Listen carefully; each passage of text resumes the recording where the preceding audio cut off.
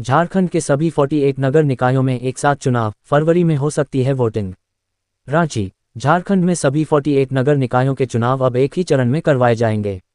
राज्य निर्वाचन आयोग ने जिलों को तैयारियां पूरी करने के निर्देश दिए हैं। आयोग ने कहा है कि पहले वार्डों का आरक्षण तय कर सूची तैयार की जाएगी, जिसे अनुमोदन के बाद सार्वजनिक किया जाएगा। इसके बाद ही नगर पंचायत, नगर परिषद और नगर निगम के मेयर पदों का आरक्षण घोषित किया जाएगा।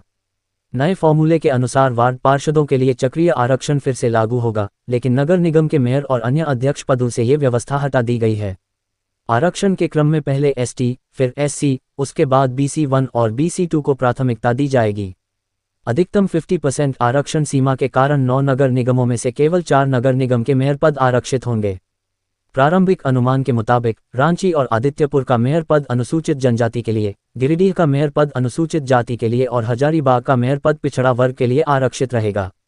जबकि देवघर, धनबाद, चास, मेदिनीनगर और मानगो का मेयर पद अनारक्षित रहेगा। निर्वाचन आयोग ने जिलों को मतदाता सूची की समीक्षा, मतदान केंद्रों की योजना और बूथ स्तर की तैयारियों में तेजी लाने के निर्देश दिए हैं।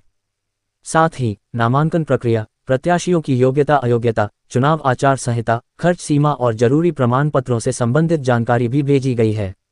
नियम के अनुसार किसी वार्ड में SC, ST या OBC की आबादी 1% से कम होने पर वहां आरक्षण लागू नहीं होगा। मतदान कर्मियों के डेटा अपडेट करने, संवेदनशील और अतिसंवेदनशील बूथों की पहचान करने और मतदाता जागरूकता कार्यक्रम चलाने का भी निर्देश दिया गया है। चुनाव के दौरान सुरक्षा व्यवस्था कड़ी रखने की तैयारी की गई है, ताकि लोग भयमुक्त होकर मतदान कर सकें।